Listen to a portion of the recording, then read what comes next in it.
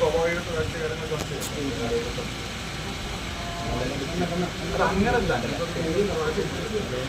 പൊതുവായ കാര്യങ്ങളൊക്കെ അദ്ദേഹത്തിൻ്റെ സ്ഥാനാർത്ഥി നിർണ്ണയം പൂർണ്ണമായി കോൺഗ്രസ് തീരുമാനിക്കുന്നു. ഹൈക്കമാൻഡ് ഇത്തരം കാര്യങ്ങൾ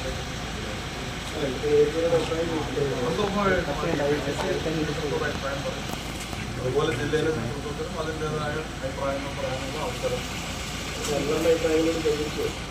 അത് കോൺഗ്രസ്സാണ്. അതിനകത്ത് 100% കോൺഗ്രസ്സാണ്. അതിൻ്റെ ഏതെല്ലാം ഘടകങ്ങളെ നോക്കിയിട്ട് കോൺഗ്രസ് സ്ഥാനാർത്ഥി ആരാണ് കൂടുതൽ തീരുമാനമായിട്ടുള്ളത് പാർട്ടി തീരുമാനം.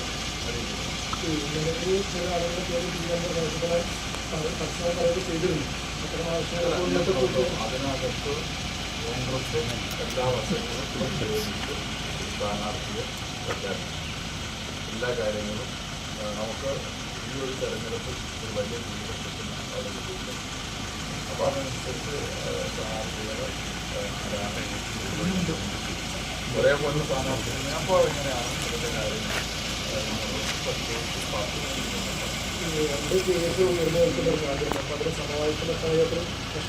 അതൊക്കെ നിങ്ങളാണോ സമവായത്തിലെത്തിയിട്ടില്ല? രണ്ടുപേരുണ്ട്, ഇന്ന് വന്ന് വേറെ പേര് വന്നിട്ടുണ്ട്, 3 പേര് വന്നിട്ടുണ്ടെന്നൊക്കെ ഏതോ ചാനലിലാണ്. അപ്പോൾ അതിനകത്ത് സ്വാഭാവികമാണ്. കോൺഗ്രസിനകത്ത് ഒരുപാട് നല്ല നേതാക്കളുണ്ട്. നേതാക്കളുടെ കുറവൊട്ടുമില്ല. ഏത് സീറ്റിലേക്ക് മത്സരിക്കാൻ പറ്റിയ കഴിവുള്ള പ്രാഗൽഭ്യമുള്ള നേതാക്കൾ ഉണ്ട്. അതാണ് കോൺഗ്രസിൻ്റെ ഒരു പ്രത്യേകത. കോൺഗ്രസിൻ്റെ ഗുണമെന്ന് പറയുന്നത് ഇതുവരെ CPM ആരാണെന്ന് പേര് പോലും പറയാൻ പറ്റുന്നില്ലല്ലോ. പക്ഷെ ഞങ്ങൾക്ക് അതിനൊക്കെ കൊള്ളാവുന്ന ഒട്ടനവധി നേതാക്കൾ. അപ്പോൾ അതിനകത്തൊരു തെരഞ്ഞെടുപ്പുണ്ട്. ആരാണ് ഏതെല്ലാം സാഹചര്യത്തിൽ ആരെ തിരഞ്ഞെടുക്കണം തീർച്ചയായിട്ടും UDF അതിനകത്ത് ഒറ്റക്കെട്ടായി തെരഞ്ഞെടുപ്പിനെ നേരിടും. ഞാൻ മുമ്പേ സൂചിപ്പിച്ചാണ് നിലമ്പൂരിൻ്റെ ചരിത്രത്തിലെ ഏറ്റവും വലിയ ഭൂരിപക്ഷം ലഭിക്കും. അത് ലഭിക്കുന്നതിന് ആരൊക്കെ അത് ഗുണം ചെയ്യുന്നു അവരുമായിട്ടൊക്കെ UDF എല്ലാ വോട്ടുകളും നമുക്ക് ലഭിക്കുക എന്നുള്ളതാണ്. അതിനുവേണ്ടിയുള്ള പ്രവർത്തനങ്ങൾ നടത്തുക.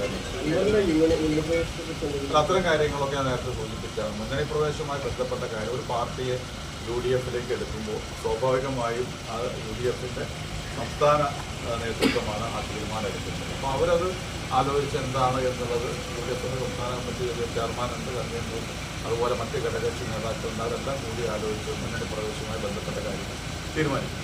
പാലക്കാട് സ്ഥാനാർത്ഥി പ്രഖ്യാപനത്തിന് പിന്നാലെ വിനോദ വാർത്താ സമ്മേളനം പിന്നെ പൊട്ടിക്കറി പുറത്ത് പോക്കുണ്ടായില്ല. അതേപോലെ അത്ര സാഹചര്യങ്ങളിലേക്ക് വരുമ്പോഴും ഉണ്ടാവും. ഞാൻ പറഞ്ഞത് UDF ഒറ്റക്കെട്ടായിട്ട് പോകുന്ന സാഹചര്യമാണ് ഉള്ളത്. തെരഞ്ഞെടുപ്പ് കഴിയുമ്പോൾ തെരഞ്ഞെടുപ്പ് തുടങ്ങുമ്പോൾ അവസാനിക്കുമ്പോൾ എല്ലാ വേദിക്കും ഏറ്റവും വലിയ ഭൂരിപക്ഷം നമുക്ക് നിലമ്പൂരിൽ കിട്ടും. അതാണ് ഏറ്റവും പ്രധാന നെറ്റ് റിസൾട്ട് എന്താണല്ലോ. ആ റിസൾട്ട് 100% UDFിന് ചരിത്രത്തിലില്ലാത്തൊരു ഭൂരിപക്ഷം നേടിക്കൊണ്ട് അവിടെ വിജയിക്കും. അത് മതിയല്ലോ. 9 വർഷം തന്നെയാണ് 9 മണ്ഡലത്തിൽ അദ്ദേഹത്തിൻ്റെതായ സ്വാധീനമുണ്ടോ അത് UDFിന് ഗുണം ചെയ്യും? അല്ല, അത്തരം കാര്യങ്ങളൊക്കെ ഞങ്ങൾ പാർട്ടി തലത്തിൽ പരിശോധിക്കേണ്ട കാര്യങ്ങളാണ്. അത്തരം കാര്യങ്ങളൊക്കെ ഞങ്ങൾ പരസ്യമായി പറയേണ്ട കാര്യങ്ങൾ. സ്വാഭാവികമായ ആൾക്കാർ സ്വാധീനം എത്രമാത്രം എത്ര ആഴത്തിലുണ്ട് സംഘടനാപരമായി ഞാൻ നിരീക്ഷിക്കുമല്ലോ. അപ്പോൾ അത്തരം നിരീക്ഷണങ്ങളൊക്കെ ഞങ്ങൾ നടത്തിയിട്ടുണ്ട്. അപ്പോൾ അത് നിങ്ങളോടായി ഷെയർ ചെയ്യുന്നത് കാര്യം. സ്ഥാനാർത്ഥി നിർണ്ണയത്തിൽ ആ സ്വാധീനം അല്ല, സ്ഥാനാർത്ഥി നിർണ്ണയം നമുക്ക് പല ഘടകങ്ങളുണ്ട്. അതായത് പല ഘടകങ്ങൾ ആ ഘടകങ്ങളൊക്കെ നോക്കിയതിന് ശേഷമായിരിക്കും.